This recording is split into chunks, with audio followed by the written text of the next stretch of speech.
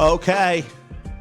We all set? We all good? Technically speaking? Okay. Fundamentally. All right. Everything. Hey, guys, welcome. Welcome to an all-new edition of What Are Your Thoughts? As you could probably tell, we are slightly ahead of schedule pre-taping. If you are watching live on YouTube, the chat is live, so we're all with each other watching. Anyway, Michael and I, every week on Tuesday, get together and discuss the biggest stories in the market, all the things that are moving stock prices, all the latest developments, and we have an absolute blast doing it. For those of you watching on video, welcome. And for those of you listening to the audio version, you know we love you. All right, we have a sponsor tonight. We're going to give a quick shout out, and we will get on with the show. Michael, who do we have? Josh, curious about investing in crypto? I'm not sure where to start. Start with Grayscale. Grayscale is the world's largest crypto-focused investment platform and has been in crypto since 2013. That's a long time when you consider how early we That's still a are long in crypto time. adoption. Gosh, right is this. Grayscale also offers the widest selection of crypto investment products in the U.S., over 30 different funds for investors to choose from. That's plenty of choice for both first-time crypto investors. That's plenty of choice or just for stop both it, or first-time crypto investors. I got it. Put the mic down. You may not be considering crypto for your portfolio Well, today. are you doing it? I'm doing it. But whenever you're ready, Grayscale can be your guide. Grayscale, invest in your share of the future. Investing involves risk, including loss of principal. For more information, visit grayscale.com. Thank you, Grayscale. Sorry on behalf of Josh. Let's get to the show.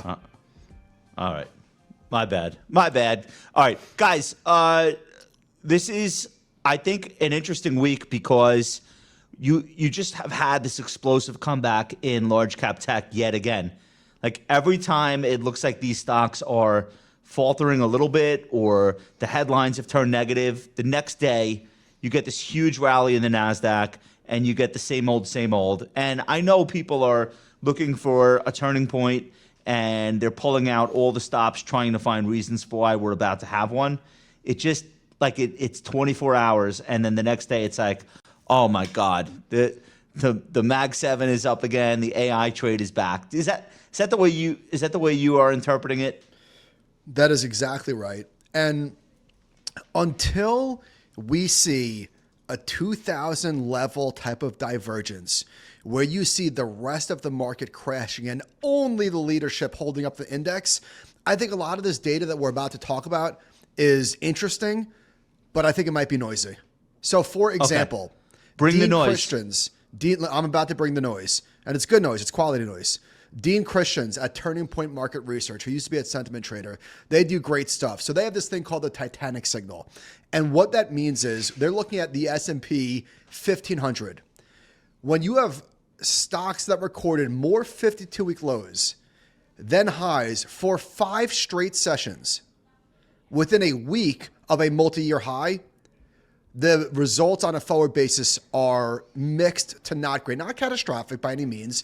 But here we're looking at all of the previous examples since 1950, actually since 1928. And it happens not a ton. Looks like there's like 20 signals or so. And the upshot is this.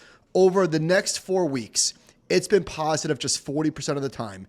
So it says they're not saying, turn bearish or a crash is imminent, but over the next couple of weeks, historically, when you have this type of environment where the index is at an all-time high, but a lot of stocks are making 52-week lows, it just signals maybe yellow light. That's all.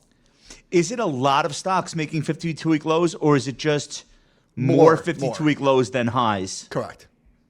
Okay, well, but by definition, that's kind of a lot.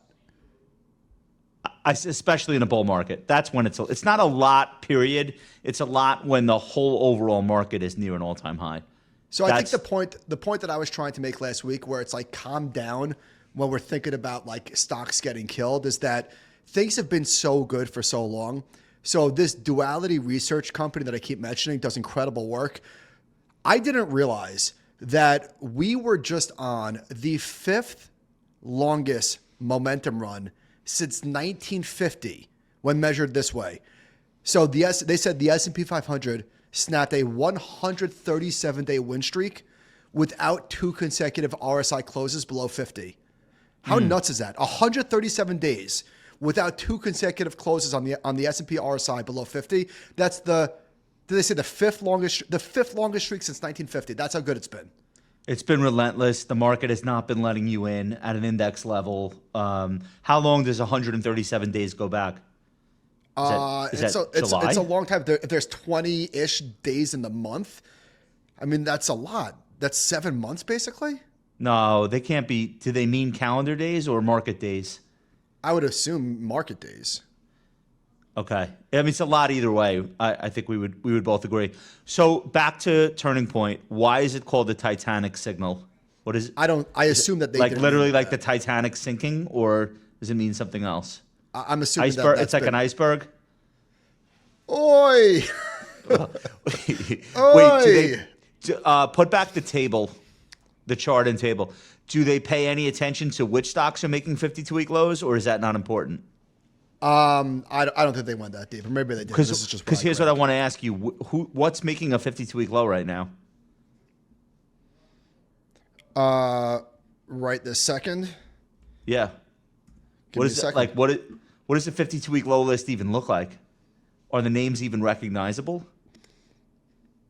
Because I'm just trying to picture what would be on there besides consumer staples, and I don't even think materials are on that list right now. So let's say by 52-week lows, Airbnb is totally recognizable. Okay. There's a lot of names on this list. Allstate. I hope I'm doing this right. But there's a lot of names. Apollo. Okay. I mean, Maybe look, I'm not. Yeah. I need more before I am willing to declare Titanic signal activated.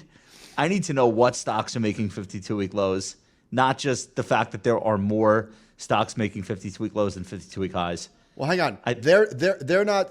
I don't want to put words in their mouth. They're not suggesting like everybody run to cash. I'm just saying this is a quantifiable system, and the results looks mixed over 4 weeks. Now, listen, you might say I don't care about 4 weeks. All right, fine. Fast forward. Who cares? I don't care either.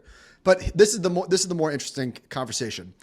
We've been saying that because the index is so top heavy, because the top 10 names are basically 40% of the index, you're going to have these very weird occurrences where there's great breadth, but the Mag 7 falls and the index is down. You're going to have the opposite day where it's reversed, and there's tons of noise. So last week we were talking about how far the... I'm sorry. I got to interrupt you. The most prominent stocks on the 52-week low list right now, just for context, T-Mobile, ADP, that one's interesting. Marsh & McLennan, which is insurance. Adobe, very idiosyncratic problems there. Constellation Brands, Gen Z doesn't drink.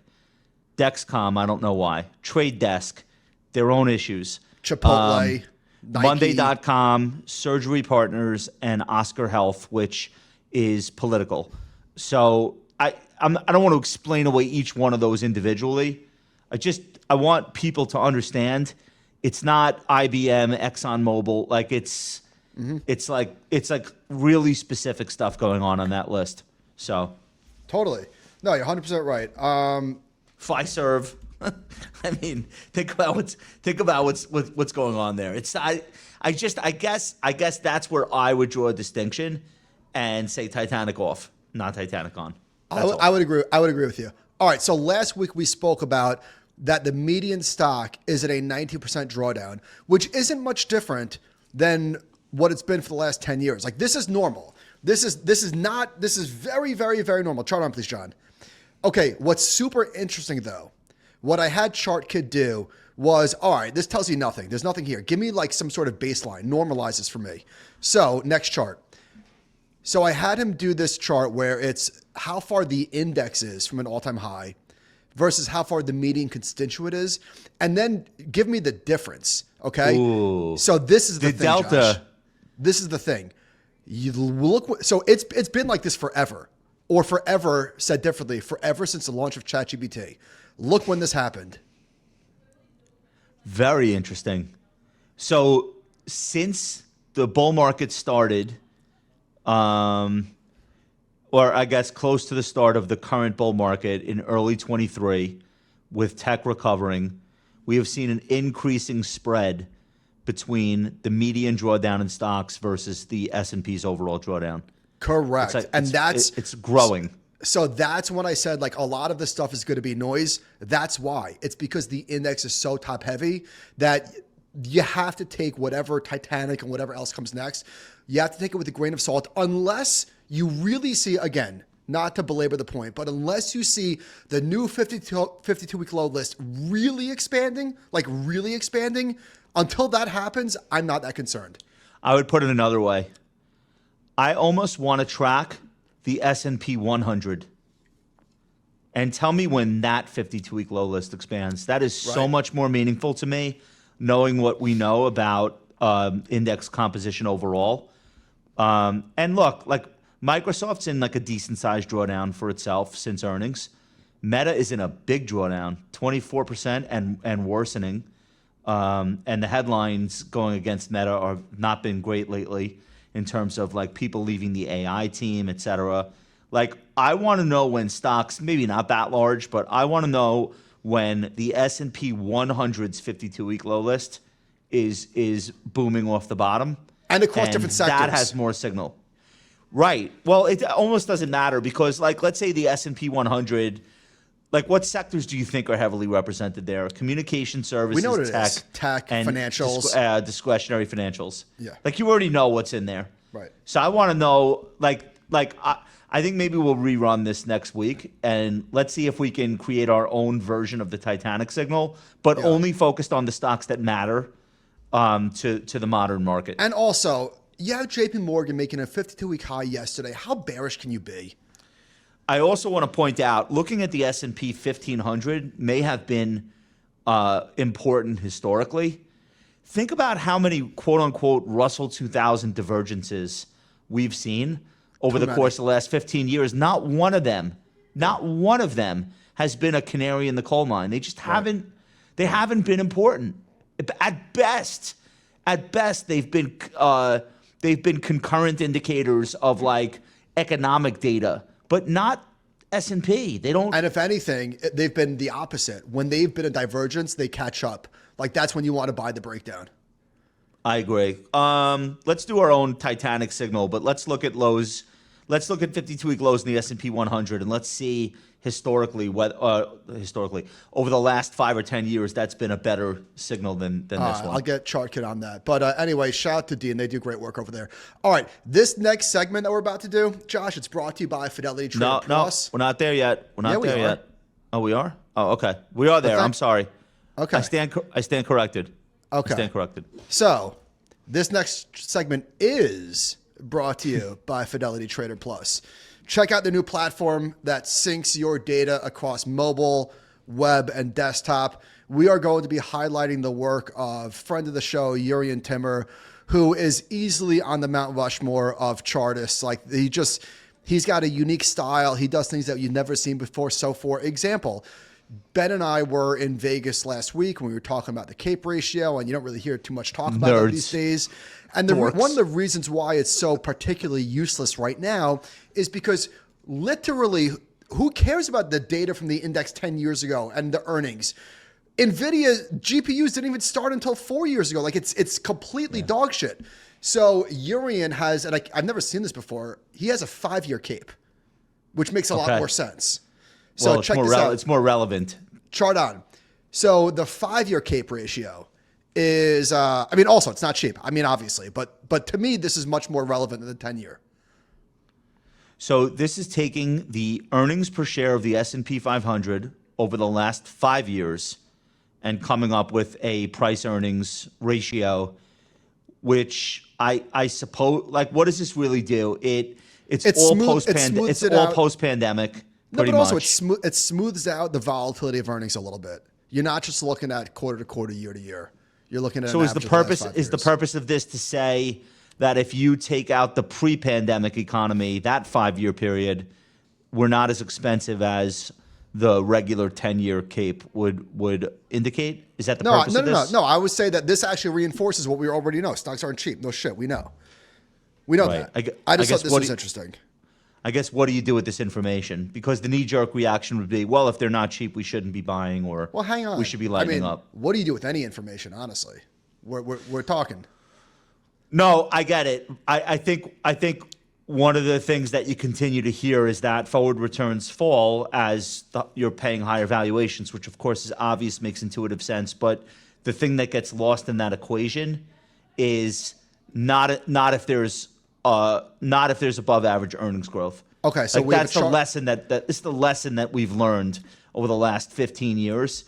It's not, CAPE is not in a vacuum. Why are stocks expensive? Oh, here's why. Huge earnings growth as far as the eye can see. I'm so glad you said that. I'm so glad you said that. So the next chart breaks down the Mag 7 versus the, I'm sorry, my bad. It breaks down the equal weight trailing PE versus the cap weight. Did I say that right? Equal weight versus cap weight. And look at the spread here. It's enormous. So the cap weight trailing PE is 26 times, which is obviously on the high side. But look at the rest of the market. Very much in line with historical numbers. What is that? Very 18? much. 18. Okay, so if you equal weight every stock in the index, the market is not quite as expensive as the cap weighted version. And again, it's 18 times is not what you would historically say is like a discount to history. Sure ain't a obviously. bubble. Right. 18 times is not 1999. Okay. So now, in fairness to the Bears, it's a bit of a parlor game because why would you equal weight it? Like, the reality is that the biggest stocks in the market are also among the most expensive. Okay. So like why we're equal weighting it to make ourselves feel better that it's not a bubble? So allow me to tie a bow on this. Okay. So Urian says since 2022, the Mag 7 is up fourfold. So it is. Next chart. But its earnings are up threefold. Right. Valuations are up there at 36 times for the Mag 7, but earnings have been the dominant driver. Period. Yeah. Not margin, not PE expansion, which is what a lot of people who have been stubbornly bearish continue to bang on about, that we're paying higher and higher and higher valuations for stocks. Yeah, but justified. We're paying higher valuations for stocks because they're earning more money than people expected a year ago. Systematically, it's happening every quarter at this point. So that game will end. Hasn't ended yet. So that's a good explainer for where we are. All right, I want to pivot to some Schwab stuff. First of all, here's our friends at Public making a definitive statement about whether or not sports betting should be side by side with investing in the same app. So this is Life Abraham. He says, we ran an ad in the Wall Street Journal today. This is a full page ad for people listening, not watching. Read what it says. Wealth is not won in a bet. If you're looking for a broker that's not also your bookie, we invite you to try Public. And of course, full disclosure, Public is a frequent sponsor of the compound. What did you think about that statement that they're making? I love it. They've been very clear every time they advertise with us. We are a serious investment platform for serious investors. We are not here for gamblers. And their platform shows it. They're doing great work on fundamental analysis and all sorts of stuff. And they're making a stand. And whether or not it's like, a good business decision, whatever, we'll see. But I love that they're doing it. What do you think their VC backers said if and when they were consulted? We are going to draw the line here.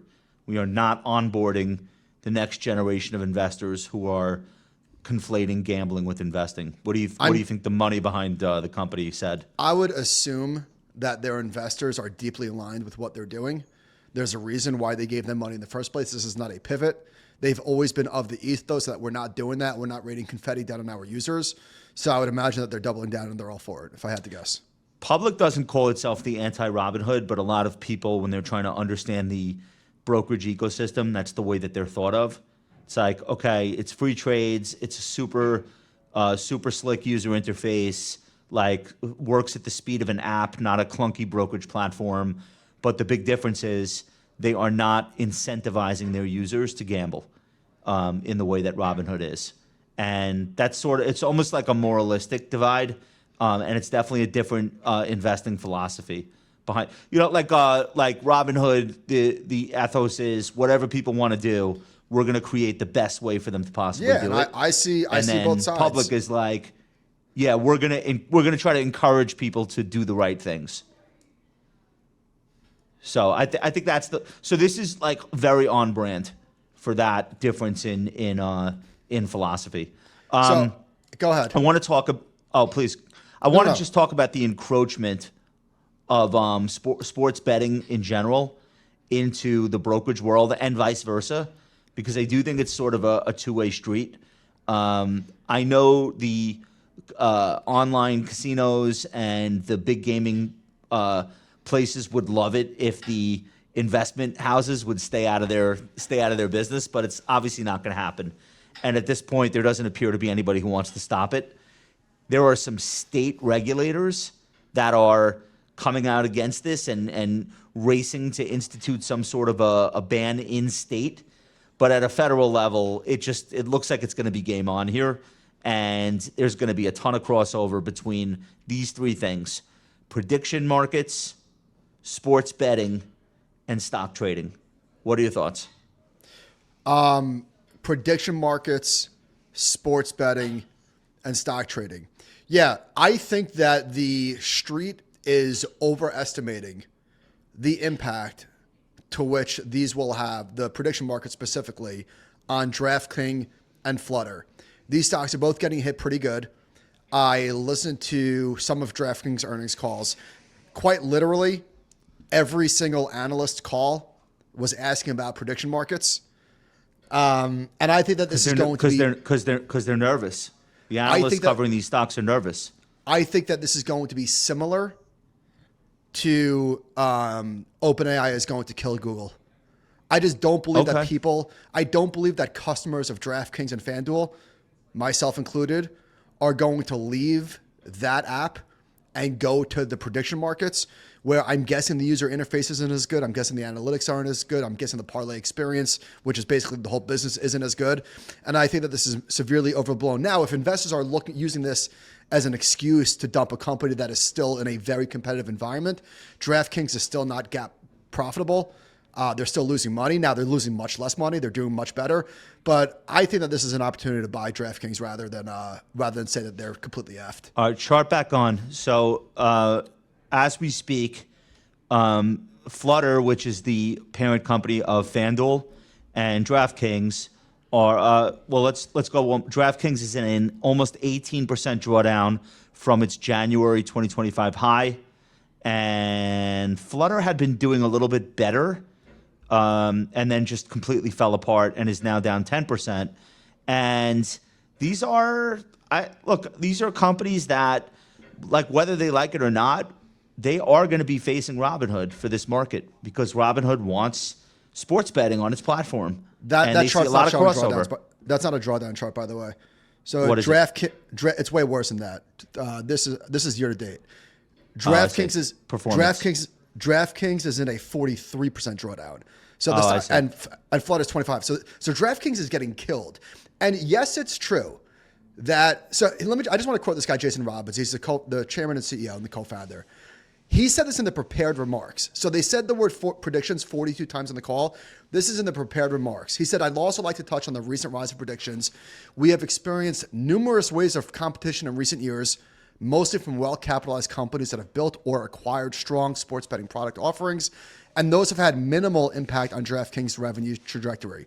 He goes on to say, "We are excited about our pending launch of DraftKings Predictions and its potential to expand our total addressable market in the coming months. We expect DraftKings Predictions to enter many new states with sports event contracts, unlocking a new customer base and revenue stream.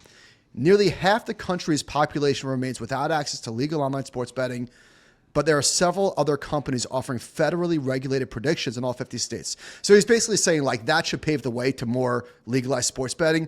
Then he last says, "To close out my thoughts on predictions, I would leave you all with 3 key takeaways. And the first is that we will pursue this opportunity, we will compete, and we will win." Okay, but so here's the problem. So they are now going to go, they're going to play offense, which I think is smart, and they're going to put prediction markets onto their platforms.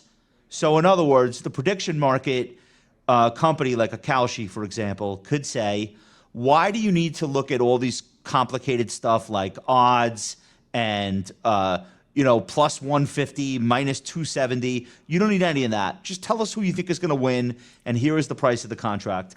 So from a simplicity standpoint, they are onboarding probably the youngest, least experienced gamblers who just want to express an opinion on something. And if it's sports, the user interface is way easier than what DraftKings and FanDuel are putting in front of you. That's for the simplistic person who doesn't understand gambling lingo and doesn't really care to learn. Okay, that's a segment. But is that a big business? Well, I mean, here's where I'm going with that, though.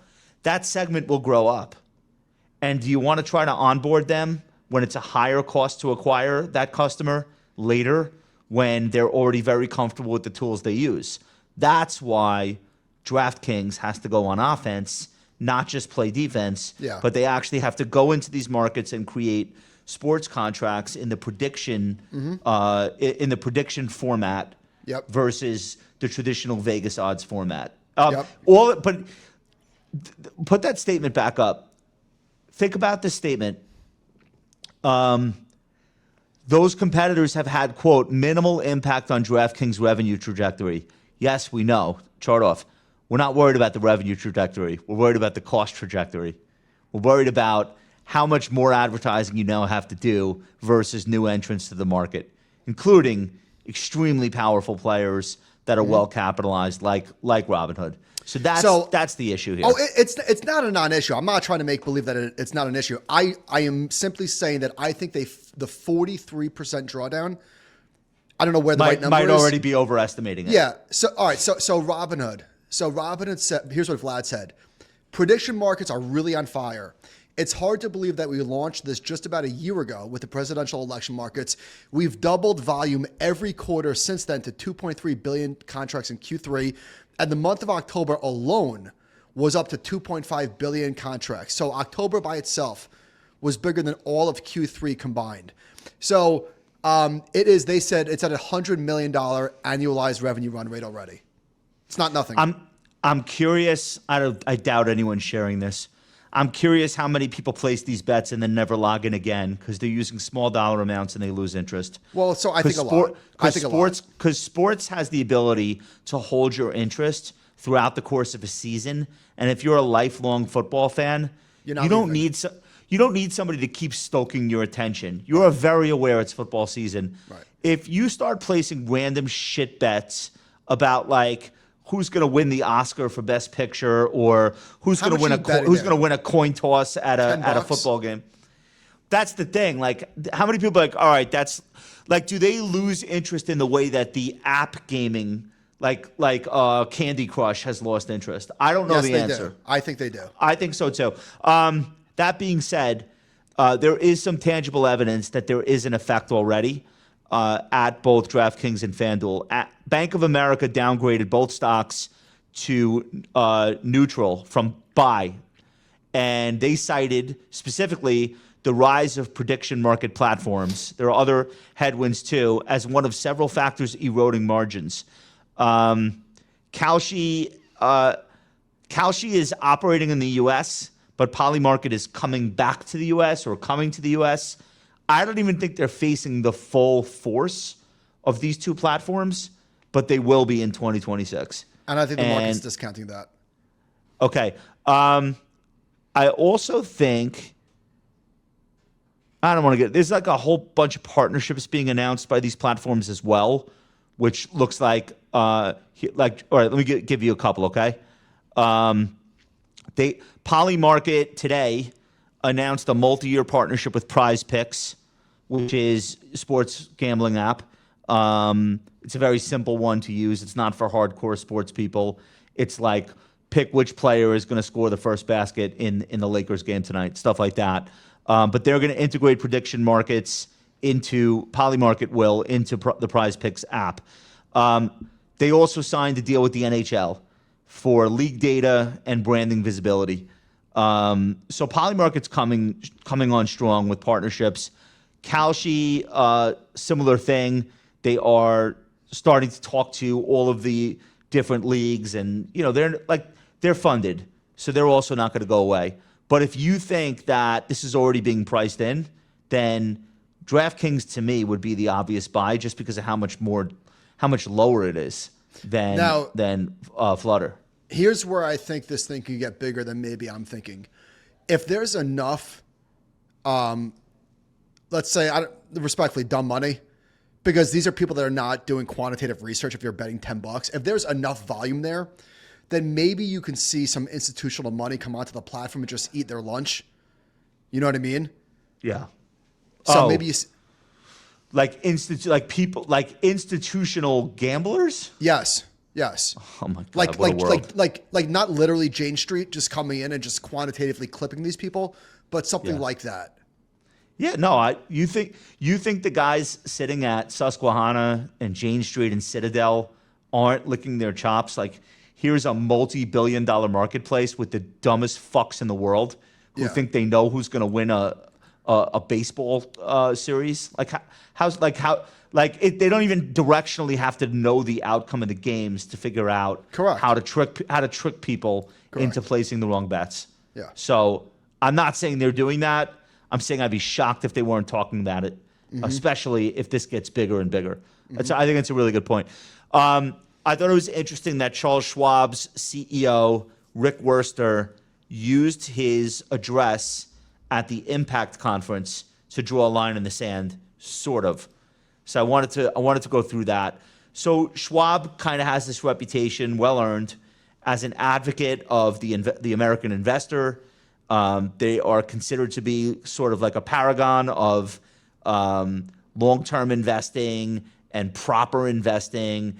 And sure, they have gamblers on their platform like every other brokerage, but they don't seem to be going out of their way to build products for those people. They seem to be very focused on just normal investing, not going that far. Like, they're still not even doing crypto to the extent that the other brokerages are. There's a lot of things about Schwab that is kind of slow money-esque. The Impact Conference is an RAA event every year, and here's what Rick Wurster said. Quote, only 5% of the people that go on gambling apps pull out more money than they put into the gambling app. It is the opposite of the benefits of being a long-term investor. He also said, I just don't want young people in our country to think that betting on the Monday Night Football game is equivalent to being invested for the long term in stocks and bonds. Then they put out some content showing the difference between sports betting and investing, drawing that distinction between like speculation versus goal-oriented and time horizon-driven investing. So they're sort of drawing that line in the sand. And then they said, the company said they are monitoring the space and regulatory landscape closely with respect to prediction markets, but they don't seem to even be considering it. And I guess my question to you is, they didn't say that they would never integrate sports betting into the app. They just said that they won't, but they didn't say we will never.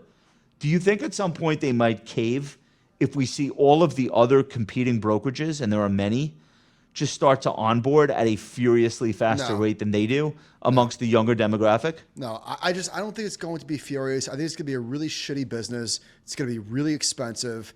I don't think that all of a sudden these type of companies are going to say, all right, I guess we're gambling too. I don't think so. But they did that with crypto. And we watched them do it. It happened within the last 10 years. Everyone on Wall Street who started out retweeting Charlie Munger lines about rat poison, and now we're institutionally investing in crypto. We're trading crypto. Well, guess what? Doing block trades in crypto. The spreads on crypto are still a mile wide. It's a very, very, very lucrative business. This is not. Okay, I respect Mr. Wurster for coming out and definitively saying we're not doing this. I respect Live Abraham for the same reason. I'm not opposed to sports betting. I just don't understand the necessity to have it be in the same app with investing, unless it's just a money grab. And I think the thing that will make this difficult for Schwab, that they've planted their flag here, is if they just start losing this next-gen customer to an app that lets people do whatever they want, and it sticks. because then they're going to have to seed this whole generational cohort to Robinhood. I mean, this is obviously crackhead activity for the most part, but like it's still activity and it's still new account growth. So if you think it flames out and 6 months from now we're like, remember when people thought they should gamble in their investing? You know app? what? I do think that's going to happen. I think two things. I think it's a thing and it's here to stay, and it could be a lot bigger than it is today. But also, I think this idea that everybody's going to be predicting, not gambling, I mean predicting, I just don't buy it. You know why? Because with stock gambling, at least the market's open tomorrow. If the stock was down 8% today, it could come back tomorrow. When you make a wager, a prediction, when it's done, and you either make money or you lose all your money. It's an options trade. So people get sick of that shit. Yeah. Because that feels like lighting money on fire. I think that's a really good point. Also, like when you're gambling in the stock market, it's unless you're doing like a 0 day, it's not like you're putting up $500 and you win or lose 1,000 or it goes to zero. A really bad trade is you lose 30%. It happens. You're not losing 100% every time you bet. I'm bearish on this whole thing. How long before we're seeing the apps say we will give you brokerage margin against your securities to play sports wagers? So can that be far behind? Barry just goes, you want to call? No, I'm just talking to a mic. All right. Shout out to Barry. All right. You're up. What do you got? Birthday, Barry. What do you got? Okay. This K-shaped economy stuff, it's too much. Happy birthday. Too much. Grab him by the shoulder and pull him on the air. Come here. He's gone. I want to say happy birthday. Okay, so Torsten Slok showed this chart, the Atlanta Fed measure of median nominal wage growth. And he shows the lowest wage quartile to the highest wage quartile. And the thing that they are trying to convey, the place where your mind goes on this map is the orange line crashing. And it is separating itself from, that is the lowest wage, separating itself to the downside from the second, the third, and the highest wage. And you can't look at this chart and look at the line all the way on the right without looking to the left. Look at the gains by the lowest wage quartile, during the pandemic. So I had Chart Kid, hey, you know what? I need some context behind these numbers. Please remake this chart and show me the spread between the low wage growth, the low wages, and the high wages. And from 2015 to 2023 and really hitting a peak, you have the low wage people not out earning, having a higher wage growth rate. Now listen, nobody, certainly not me, is saying that, low wage people have done so great. That's not the point. But the point is they've had more gains than high wage earners up until recently. And now we have companies that are talking a lot about some of the pressure on low wage consumers without talking about the fact that you bury them with price hikes. So you're seeing all of these fast casual restaurants say the same thing, but you know who you're not hearing say the same thing, that low end is struggling? How come the banks aren't reporting that? How come it's only companies that are getting their bells rung because the low wage and everybody else saying, no, I'm not spending $14 on a slop bowl anymore? Okay. I think you've just fallen into a classical mathematic trap with that wage growth for the lowest income group because it's off a lower base. So, of course, during the pandemic, it rallied relative to everyone else's wage gain. We also had like no net immigration for that period of time. We have that again. So like I guess what I'm trying to say is the people that are doing those low wage jobs were so in demand during the pandemic because of how many other people just were unwilling to work if they didn't have to. And those are the people that literally needed a paycheck and had to. And I just think like that was a really unique period of time. If you go back to the 1970s, hold on. Before you give a history lesson, my only point is this: you can't look at the right tail of that chart today without zooming out. That's the point that I'm making. I'm not saying that the low wage earners were having a party during the pandemic, because you're right, they were the people that needed to be there. My point is, if you're using that chart to say that they're no longer making as much Their wages are not growing as fast as the other parts of the country. And therefore, like, that's the part that I have issue with. Yeah, no, I don't disagree with that, but that's not that's not the average hourly wage is not even the main premise behind the K-shaped economy. The premise, at least from my perspective, is people that have investable assets versus people who are living check to check. It's not even about what the dollar figure shows on their W-2, although that's obviously a big part of why they can't invest, what that dollar amount is. But the real story of the K-shaped economy is who has the luxury of doing a job, an email/cell phone job, and who has to actually stand behind a counter or at a warehouse in person. That's the K-shaped economy. And then furthermore, who has financial assets that are benefiting from asset price inflation or the ability to borrow against them, and who doesn't. It's not about this group was making $18 an hour and then it only went to $19 an hour. It's almost like it's part of the story, but it's almost incidental to the bigger picture, which is in the current K-shaped economy, if you don't have financial assets, you absolutely cannot keep up with the people that do. And that's always been true, but it's never been more true. Okay, true end. I guess where I was going with this conversation is that we are listening to the earnings calls from these fast casual restaurants, okay? And they're all blaming the low-end consumer without talking about some of the idiosyncratic things that have been happening in their space, overexpanding, overcharging, and we listen to them and conclude, okay, the consumer's getting crushed. How about this? PNC Financial Services Group.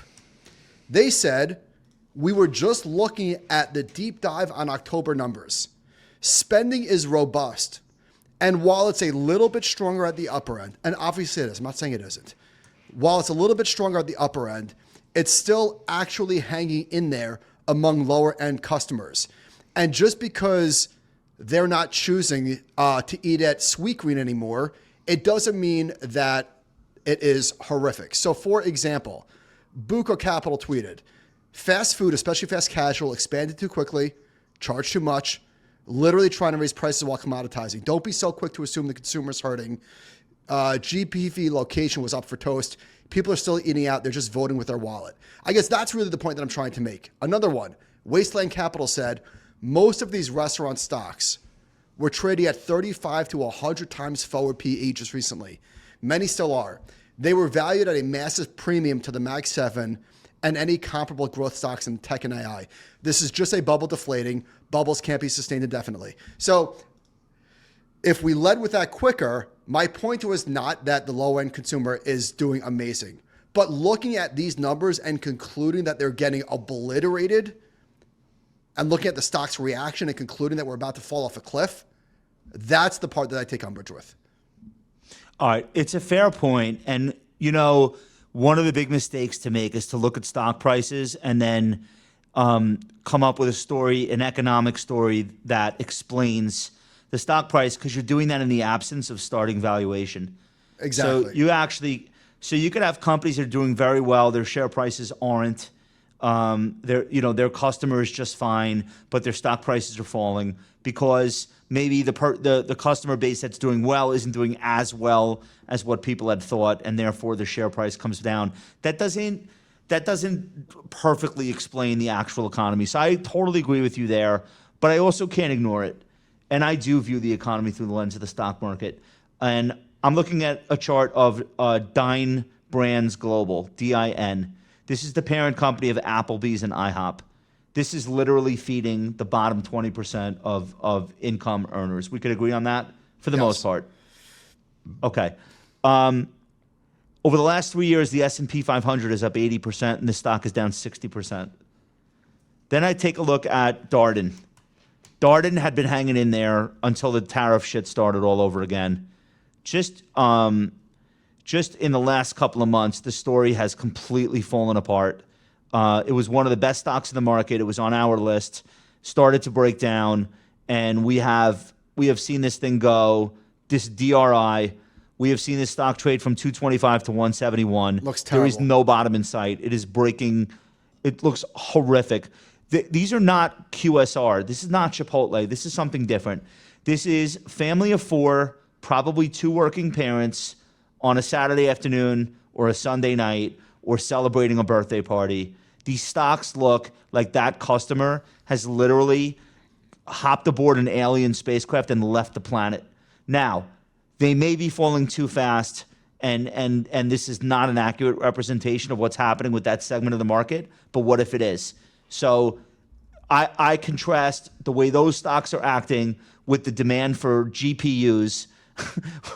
and I just say, if this isn't a K-shaped economy, what is? So I firmly believe that we're in this period of time where anyone and anything that caters to the upper 20% of the country is just living in a dramatically different environment than anyone or anything that's catering to the bottom 20%. And it's growing more extreme by the day, not less. And I know there's a big fat middle that we're not talking about, and the middle seems to be doing fine. But so the K is K-ing. Here's another stock on the other side of that. Airbnb. Who do you think stays at Airbnb? What do you think the financial circumstances of people that stay at Airbnb? I'd say pretty good. This stock sucks because it was too expensive. I would not say pretty good. I would say the opposite. Wait, hold on. I know you don't stay at Airbnb. I know they have you couldn't fucking pay me. I know they have an upper end. I know, like, when you go to a really fancy place like Hawaii, there are really fly Airbnbs. I am aware of that. I don't think that's their bread and butter business. You think the average person that stays in an Airbnb is in the bottom half? No, I think it's all over the map, but I think where they make their money is probably right down the middle.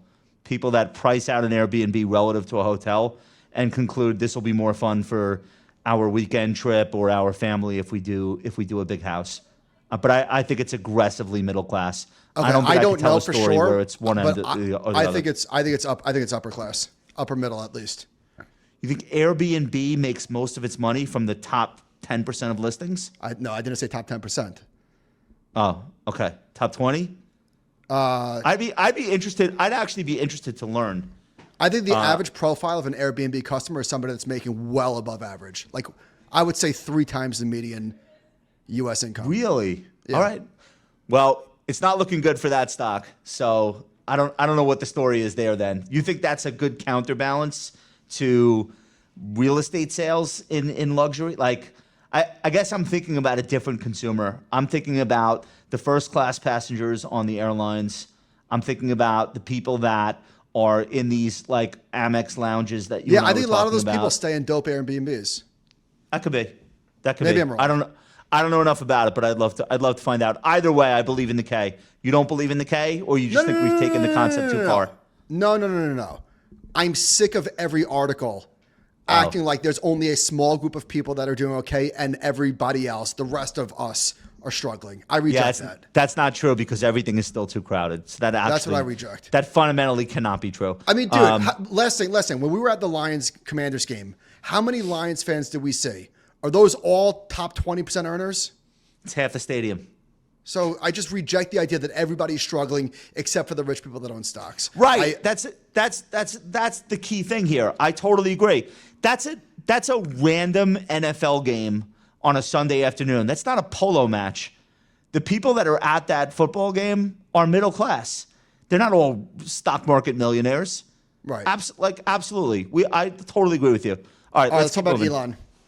So Elon got approved with a wide margin, 75 to 25, for a trillion, air quote, $1 trillion pay package. And people are up in arms. The stock is only worth $1.5 trillion. I had Sean make this chart. Their cumulative revenue since 2020 is only $431 billion. Guess what? Doesn't matter.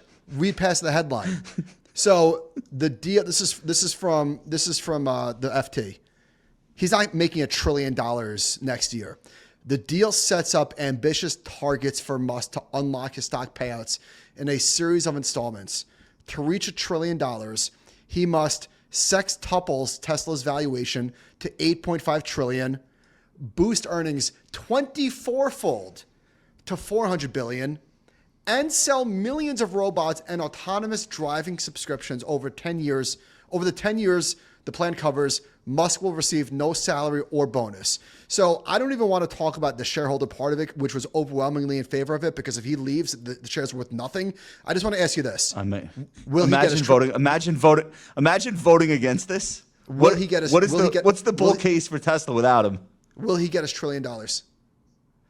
I mean, I think he'll find a way to renegotiate this as we get closer to these deadlines, and yes, he will get it, because what is plan B? Find a new Elon Musk? It's almost like hilarious that if you're voting against this, do yourself a favor and just sell the stock, because you don't get it. You don't understand why Tesla is Tesla and why the valuation is where it is. Like, instead of voting Elon out, vote yourself out. Go buy shares in an insurance company where the guy's only making $8 million a year, because this whole thing is about him making robots. That's it. There's nothing else. Didn't even talk. All right. $8.5 trillion market cap, 20 million Tesla vehicles, I guess, between now and then. 1 million humanoid robots. When does he have to do this by? When does he have to deliver? I don't know. 10 years? It says over the 10 years the plan covers. Let me ask you a question. What's a higher likelihood if they're going to sell 1 million humanoid robots, with Elon or without? Right. You know what I mean? 10 million active full self-driving subscriptions, operate 1 million robo-taxis, $400 billion in adjusted EBITDA for 4 consecutive quarters, and then develop a framework for a new CEO. I don't know if he can do all of those things. Let's say he does half of them. You think they're not going to find a way to pay him just to keep him? Like what are they going to be like? You almost did it. Sorry. See you later, Elon. It's the stupidest thing I've ever heard, honestly. So of course he's going to get it. In recent weeks, we've made comparisons to other CEOs talking and acting like this. Sam Altman, Alex Karp. Elon just said it's going to be the biggest product of all time by far. Optimus is kind of like an infinite money glitch. Sure. Nobody's Elon. An infinite money glitch. He is a one of one. I mean, I don't know anything about, dude. Like, if you're a shareholder, you've put your fate in his hands, and so far he's delivered. So there's really no other way to think about the stock. If you're looking at this and calling balls and strikes on like whether or not they hit their earnings guidance from the prior quarter, et cetera, no one else that's involved in the stock is playing the same game that you are. All of your fellow shareholders are playing a different game. They believe that autonomous taxis and robots are going to be ubiquitous, and that Tesla will make more money at that than anyone else. And if you're looking at conventional metrics, like how many cars do they sell in Germany, you're watching a completely different sport than the one that you think you're playing. And I feel like by now everybody should have gotten that through their heads. I don't know that there's anyone left really that's involved in the stock that doesn't get that. What do you think? Yeah, I can't imagine being on the other side of this. If it's pay Elon $1 trillion imaginary dollars over a 10-year period, if he gets earnings to $240 billion or whatever it is, $400 billion, give it to him. He'll have earned it. All right, move on. All right, I got 3 stocks. I won't call them falling knives, although others have. I think I already know your answer. We're going to play buy the dip or no. Let's put up the first one. This is strategy, 1-year performance. It is now, forget about relative to Bitcoin. This is just the share price of MSTR. It is now at a 50.3% drawdown. It has officially lost half of its value from the peak, which was almost exactly 1 year ago this month. It's a $235 stock that was $450. Do you buy this? I have zero interest in this.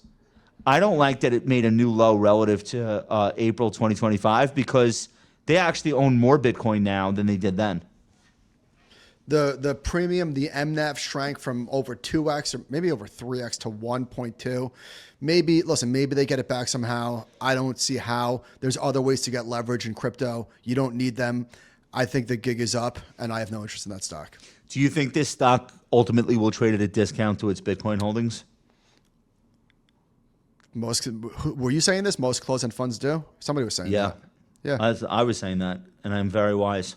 I was just pointing out the similarity between this and a typical leveraged close end.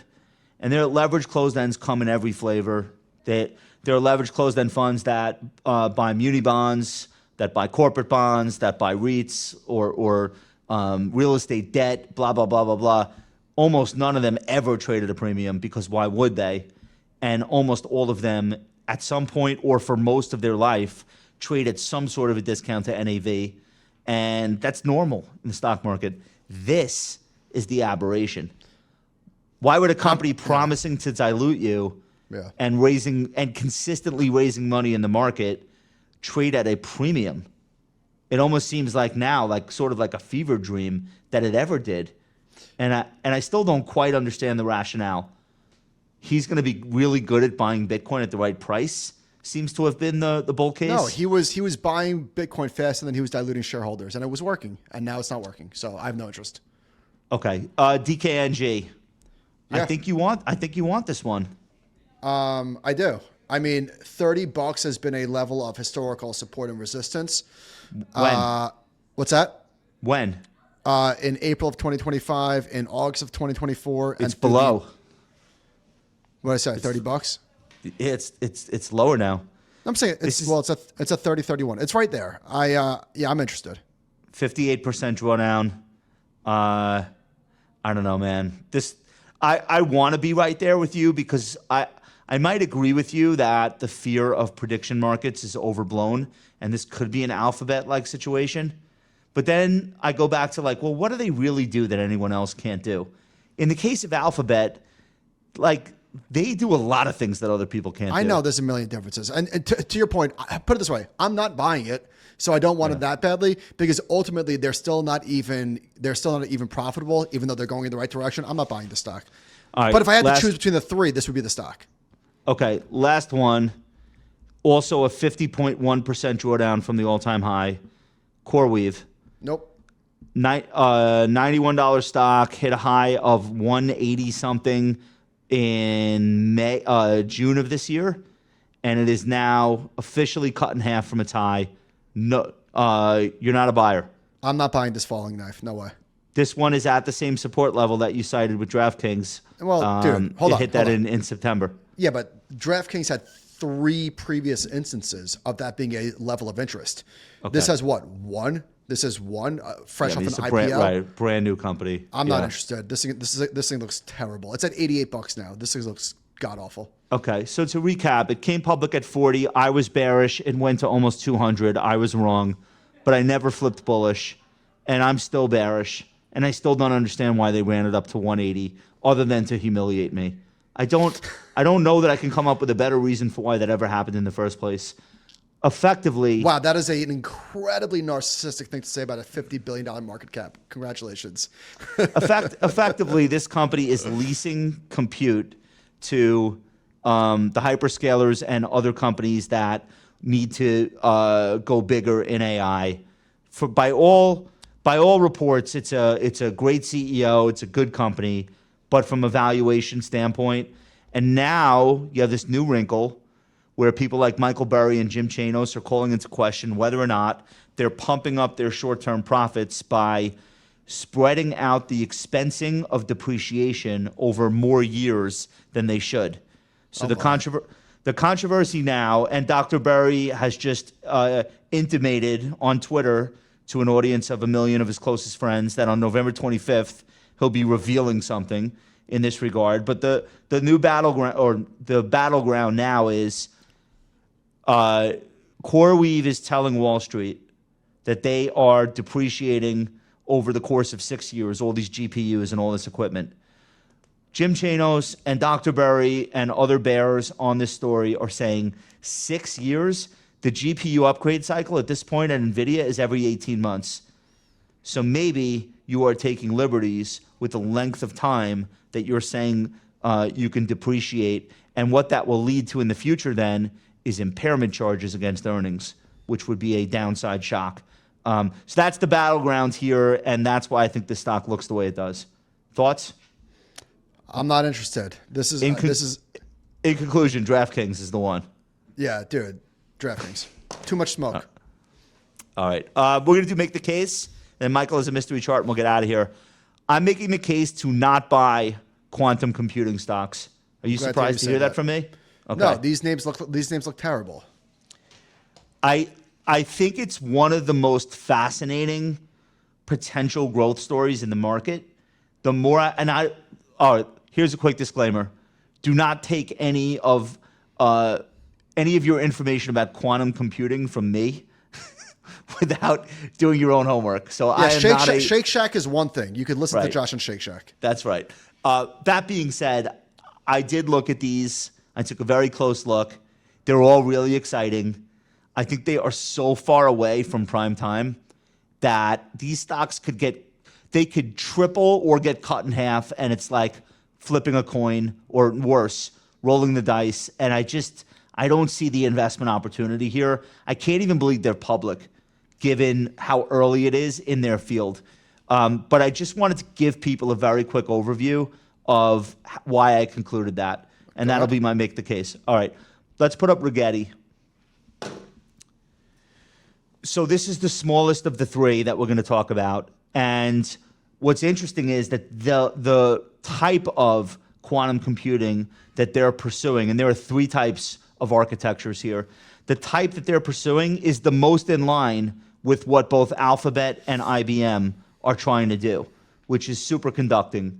So this is just their methodology of going about quantum computing. And I'll spare you the explanation because I don't even know what I'm talking about anyway. But if you're like really bullish on what Rigetti is doing specifically, Alphabet and IBM will probably do it better and bigger. I don't know that means their share prices will appreciate. I just know it means that you have a better option if you really want to be invested in that. Did we put up RGTI? Yeah, it looks so bad. Oh my God. We have one more. This is how much it's up still in the past year, 2,000%. Right. Even with this massive drop from the recent highs, it's still up huge. Let me show you IBM. Here's a quantum stock that you don't have to risk your life owning. IBM is, by all accounts, as far advanced on the quantum side as any other publicly traded compute company, and is probably working feverishly to maintain that lead. IBM is up 30% a year over the last 3 years. Not 2,000%, but not bad. Here's Alphabet, another leader in quantum computing, and it'll probably stay that way. And again, the architecture that Alphabet is pursuing is the same that Rigetti is pursuing, but with access to, I don't know, millions of enterprise customers, maybe 1 billion different applications that they can build in. God knows what they could do with this thing. So for that reason, I would avoid it. IonQ, IONQ is the ticker. Put this up. I mean, this is like crashing right before our eyes. It hit a high of almost 90. Now it's 54. I guess the charitable way of thinking about this would be that it held its rising 200 day. The last time it had a bout of volatility in July, but this also looks terrible. IonQ is the largest of the three standalone quantum computing companies, and it is the furthest along in terms of commercialization by some measures. It's important to understand they're not commercializing anything other than companies and other research people that want to experiment. There's no product here. This is just people that want access to their know-how and equipment. That's what all these bookings are. None of these companies actually have a product that's beyond just, here, use our lab, use this, use that. And then the last one is D-Wave. Let's put up the chart. Also crashing, also 50 to 20s. This is qubits, guys, QBTS. Thank you. Here's the 1 year performance, though. It's up huge. It was a penny stock that went as high as 50 and is now 29. Wow. Qubits is doing annealing computing. So IonQ is doing this like captivated ion architecture, whatever that is. And then this is the third type. Annealing is more like making modifications along the way. They call it optimizing. And supposedly they are further along of the three in terms of actually delivering something to a customer that they can use right now. It is not considered to be the most advanced version of quantum computing, whatever that will be in the future, but it does have like immediate applications today. So this is the second largest one. So which one do I buy? None. And I'm making the case that you keep these on your radar. You follow the storylines for these companies loosely. And if Jensen Huang is right, and we're more than a decade away from these things being like commercially viable, or if the founders of these companies are right and it's right around the corner, like only science will hold the answer as to which of those is true. And so my take would be like, just pay attention without being invested. If you if you could manage that. That is very charitable. The real Josh Brown would say you could safely ignore these names and come back in 10 years. I don't think you can. And they could all be zeros because the IBMs and the Alphabets just run away with the whole opportunity, or they could be like make like really important breakthroughs, and I will not be the person to tell you which of those two things is going to happen. So I would say loosely follow these names and watch for milestones along the way. But like I draw the line at flying cars these days. So that. Oh my God! I'm trying to be responsible here, Michael. That was really well done. All right, I got a mystery chart. I'm going to make this very simple. I'm going to give you one clue and one clue only. Okay. This is the best performing stock of the S&P 500 this year. The bottom one, my bad, I should have included this. The bottom one, I'll give you the clue there. The bottom one is the market cap. The top one is the price. The market cap is $118 billion. And to reiterate, this is the single best performing stock in the S&P 500 year to date. It's up 300%. There you go. Robinhood? Boom. Look how good I am at this. Good job. You know, I sometimes feel that I don't get enough credit for how good I am at Make the Case because you're better at it than me. But I'm still pretty. I'm still pretty. No. I meant at Mystery Chart. I'm still pretty good. You're still pretty good. Listen, you're way better at Make the Case, and I'm a better chart guesser. So I think your skills are more valuable. Guesser. Your skills are more valuable than mine. Well, listen, we could end on that note. Always nice where we find an area of agreement. I am better than you. Guys, thank you so much for tuning into the show. We miss you when we're not here. We will be back live very soon. In the meanwhile, I want to let you know tomorrow is Wednesday, which means an all-new Animal Spirits with Michael and Ben, my personal favorite podcast. We'll do Ask the Compound with Ben and Duncan later this week, and then an all-new edition of The Compound and Friends, which I think you're going to love. Thank you so much for watching. Thanks to our sponsor, and we'll talk to you soon.